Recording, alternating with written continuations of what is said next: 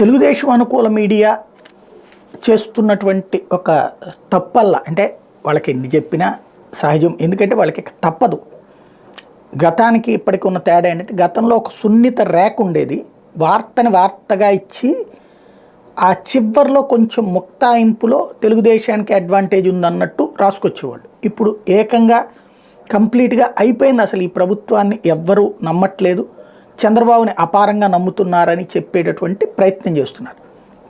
ఇందులో ప్రధానమైనటువంటిది వరుసపెట్టి టోటల్ ప్రతి వార్త అలాగే రాస్తున్నప్పుడు ఏమవుతుందంటే, అంటే ఒక పాఠకుడిగా సుదీర్ఘకాలం పాటు వార్తలు చదువుతున్నటువంటి వాడిగా నాకు కనబడేటటువంటి అంశం ఏంటంటే, ఇక ఆ వార్తని చదవాలనిపించట్లేదు, హెడ్డింగ్ చూడగానే చదవాలనిపించట్లేదు, ఇక ఇది ఎంతేలే వీళ్ళు అన్నట్టు.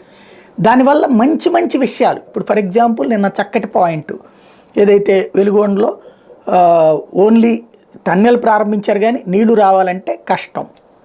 ఎస్, అది ఇన్డెప్త్ విషయమే, కానీ నెగిటివ్ ఏం వెళ్ళిపోతుంది, ఈడు ఇంతే రాస్తూనే ఉంటాడులే, అడు ఇనాగరేషన్ అదే చంద్రబాబు ఇనాగరేషన్ చేస్తే ఎట్లాగా అనేటువంటి ఒక ఫీలింగ్ కామన్ పబ్లిక్లోకి వెళ్ళిపోతుంది.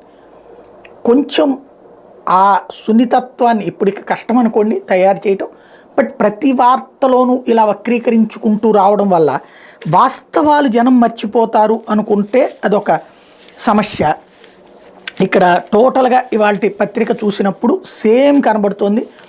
ఇదిగో నేడు ఢిల్లీకి చంద్రబాబు, పవన్, అమిత్ షాతో భేటీ, బాగుంది. ఇక్కడ డౌట్ ఏంటంటే, పొత్తు గురించి వెంపర్లాడుతున్నది భారతీయ జనతా పార్టీ అని చెప్పాలని ఒక పక్కన ప్రయత్నిస్తూ, పొత్తు కోసం వీళ్ళిద్దరూ ప్రిపేర్డ్గా ఉన్నారన్నటువంటి ఫీలింగ్ తెస్తే, వీళ్ళు ఆల్రెడీ వెల్ సెటిల్డ్, జగన్ని ఓడించగలరు అనుకున్నప్పుడు మళ్ళీ పొత్తుల కోసం తాపత్రయం అది బీజేపీ పడుతోందని మనం చెప్పినా జనాలకి వీళ్ళిద్దరే వెయిట్ చేస్తున్నారన్నటువంటి ఫీలింగు మన వార్తల ద్వారా కల్పిస్తున్నామేమో.